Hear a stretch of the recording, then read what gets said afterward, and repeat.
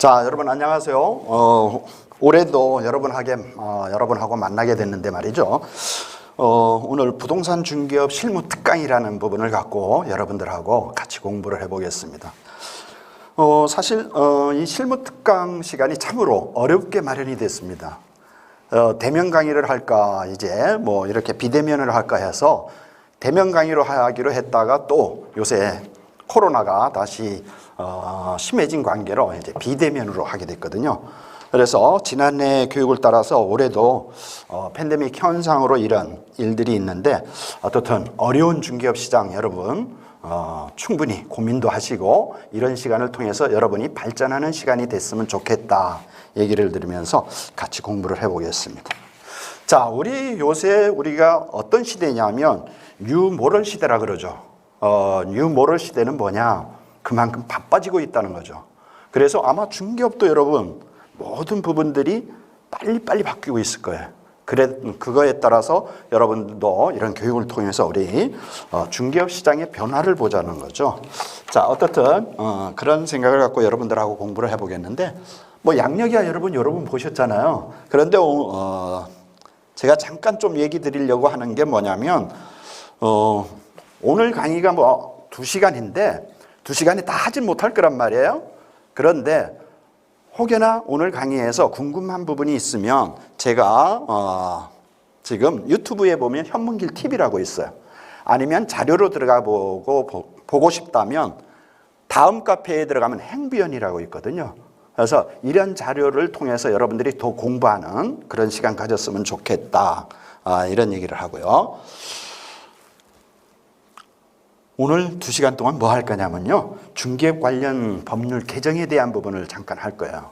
또 우리 마포구청에서 지적과에서 보면 자주 우리 중개사님들 앞에 신고 들어오는 것들이 있어요. 대체적인 몇 가지들이 있거든요. 그런 부분도 여러분들하고 같이 잠깐 살펴보겠습니다. 우리 중개사님들이 이런 부분에서는 좀 조심해야 되겠구나 하는 거를 이제 느끼는 시간들이 되겠죠. 그 다음에 이제 두 번째가 판례를 통한 중개 실무 이런 부분을 할 거죠. 그래서 판례를 통한 중개 실무는 뭐냐면 아파트 임대차에서 우리 이런 거죠. 임대차 계약을 했는데 반려견을 키우는 거에 대해서 어떻게 할 것이냐는 거죠. 그게 정상적으로 유지가 될 거냐 아니면 해약 조건이 되느냐 이런 부분을 판례를 통해서 볼 것이고요. 두 번째 판례가 뭐냐면 상가 임대차 계약 갱신 요구권에 대한 적용 여부를 우리 판례를 통해서 공부해 보자는 거죠. 그 다음 세 번째가 부동산 컨설팅 계약서입니다. 우리 중개사님들이 부동산 컨설팅 계약서들을 쓰는데 그게 과연 중개 보수를 받을 수 있느냐 없느냐 이런 부분 많이 오산하는 분들이 많습니다. 그래서 그런 부분도 공부를 해볼 것이고 그 다음에 네 번째가 뭐냐면 부동산 관련 세금입니다. 즉 무슨 얘기냐면 중개사님들이 세무 공부는 분명히 하셔야 됩니다. 부동산 관련에 대한 세무입니다. 그런데 이게 너무 도가 지나버리는 거죠. 세무의 전문가는 저는 없다고 봅니다. 왜냐? 양도세 계산을 해보면요. 세무사님들끼리도 다 달라요. 그런데 우리 중개사님들 잘못 얘기해버리는 거야. 그래서 결론적으로 그 책임을 우리 중개사님들이 갖고 가버리면 안 되겠다라는 거죠. 그런 측면에서 이제 판례를 보자는 것이고 다섯 번째 마지막 이제 판례는 중개보조원 책임의 한도입니다. 그래서 이제 마포구청에서도 보면 고용인 미신고에 대한 부분이 자꾸 접수가 된단 말이죠.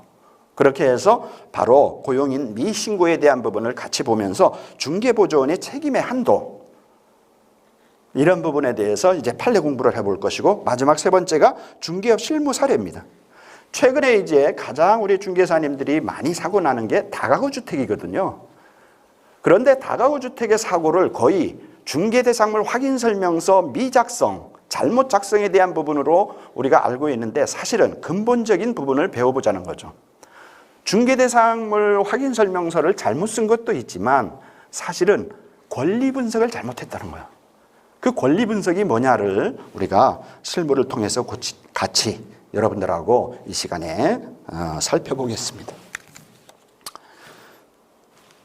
자, 그런데 먼저 뭐가 나왔느냐면 얼마 안 됐죠. 32회 공인중개사 자격 시험 합격자가 나왔어요. 잠깐 이 부분을 좀 볼게요. 여러분들은 현업에 계시니까 자격자가 나오면 야, 또 나의 경쟁자들이 나왔겠다 이런 생각을 하는데 어떻게 보면 여러분의 동업자라고 생각해서 따뜻하게 맞아줄 필요도 있겠다 이런 생각을 합니다. 자, 이 32회 공인중개사 합격 시험의 특징을 보면 이번에 합격자가 26,000명 조금 넘었습니다. 다른 때보다 합격자가 사실은 한 5,000명 이상 더 많이 나왔어요. 그 이유를 살펴봤더니 뭐냐면 시험 문제가 한 4문제 정도가 오류가 됐습니다. 그래서 한 문제는 1, 2, 3, 4번이 전부 맞은 걸로 했어요. 그렇죠? 그 다음에 중복적인 답이 나왔어요. 그러다 보니까 합격자가 좀 늘어난 것 같아요. 제가 보기에. 자, 그러면 대표적으로 우리가 서울에가 이제 7,376명. 뭐 여기에 자료에 보면 2차 합격자까지 26,913명 이제 합격자 이번에 나왔고요. 그 다음에 성별로 보면 여성 중개사님, 남성 중개사님 누가 합격 많이 했을까요, 여러분? 맞습니다. 여성 공인중개사님이 조금 높습니다. 그래서 여성 공인중개사님이 14,000명 정도가 되고 남성 공인중개사님이 12,000명 정도가 됐고요. 그 다음에 이제 자료를 보면 21회 이제 연령별, 즉 연령별 10대에서부터 90대까지 이제 쭉 있어요. 보면은 10대부터 20대, 30대, 40대, 50대, 60대, 70대, 80대 있는데 저는 이 자료를 보면서 깜짝 놀란 게 10대하고 20대도 대단히 시험을 많이 본다는 거예요. 특히 10대가 19명이에요. 합격자가. 그리고 20대가 3,300명 정도가 되고요. 그 다음에 30대가 7,000명. 이러면 벌써 여기가 10,000명이잖아요. 그렇죠? 그런데 여기에서 40대, 50대에서 15,000명이에요. 근데 더 대단한 거는요. 여러분 70대도 22명이 있다는 거예요. 여러분 현장에 있는 분들 고민하셔야 됩니다. 이런 분도 도전한다는 거예요. 그러니까 미리 따신 분들은 더 발전적인 생각을 해야 된다는 거죠. 바로 우리가 이런 게 지금 마포구청의 어떤 특징이라고 봅니다. 계속적으로 매해 이런 중개업의 발전적인 교육을 통해서 여러분들을 업그레이드 시켜야 된다는 거죠. 이게 우리 중개업 현장에서 가장 필요한 부분이다 이렇게 볼 수 있죠.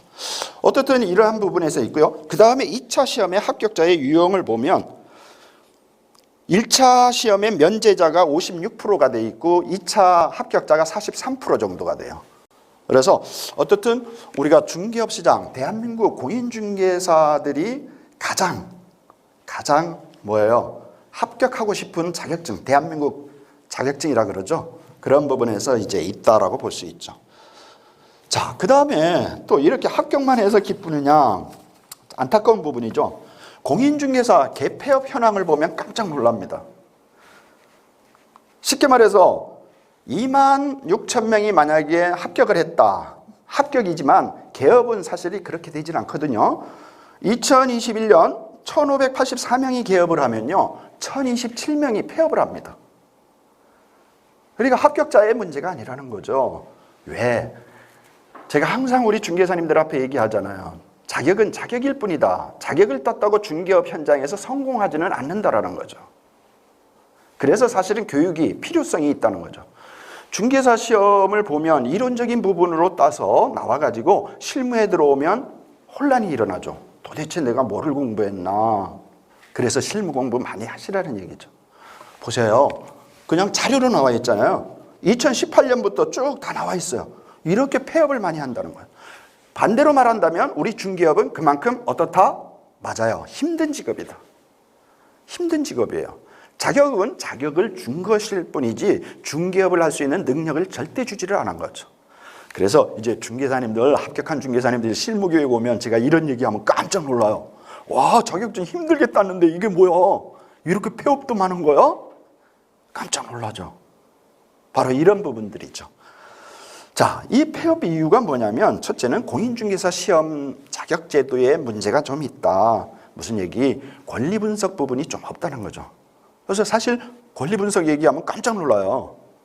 그래서 오늘 권리 분석에 대한 부분도 공부를 좀 해보고요. 그 다음에 중개사님들 생각보다 책임 많으세요. 그래서 교육받으시라는 거예요. 이런 때라도 한 번씩 이런 게 되면 법에 저촉이 되는구나. 느낌을 가지셔야 된다는 거예요. 그런데 우리 중개사님은 어때요? 계약서 쓰기에만 혈안이 되어 있다는 거예요. 그 계약서가 나중에 내 목을 조여올 수가 있다는 거죠. 그래서 항상 조심해야 된다. 이런 얘기죠. 그 다음에 이제 중개보수의 허상이에요. 아까도 얘기했지만 다 중개사님들 공부할 때 뭐냐? 야, 자격증만 따면 난 돈 벌 수 있어. 다 그러잖아요. 자격증만 따면 한 건만 하면 뭐 타인의 연봉을 벌 수 있다. 참 이런 거 오산이에요. 중개업 힘듭니다, 여러분. 특히 능력이 있어야 된다. 그래서 제가 항상 여러분 앞에 얘기 드리는 게 뭐예요? 그렇죠. 개업공인중개사의 자격증의 문제가 아니라 여러분은 진정한 부동산 전문가가 돼야 된다. 그래서 고객이 오면 어프로치를 하고 그 어프로치에 따라서 클로징을 하고 그 클로징된 계약서에 대해서는 책임질 수 있는 능력을 가지셔야 된다는 거예요. 그런 당당함이 있어야 여러분이 진정한 부동산 전문가라는 얘기죠. 오늘 그런 전문가가 되기 위한 시간도 됐으면 좋겠습니다. 제가 항상 제가 직업방송에 나가서 제가 공인중개사 자격증 이렇게 따면 좋습니다 해서 강의를 하는 사람이 폐업 부분을 보면 너무 마음이 아픈 거예요. 그래서 여러분, 중개업 시장 힘든 시장에서 여러분이 진짜 할 부분은 많습니다. 그래서 틈새 시장을 자꾸 파고들고 공부를 하셔서 진정한 부동산 전문가가 되기 위한 그런 시간들을 마련해 보면 좋겠습니다.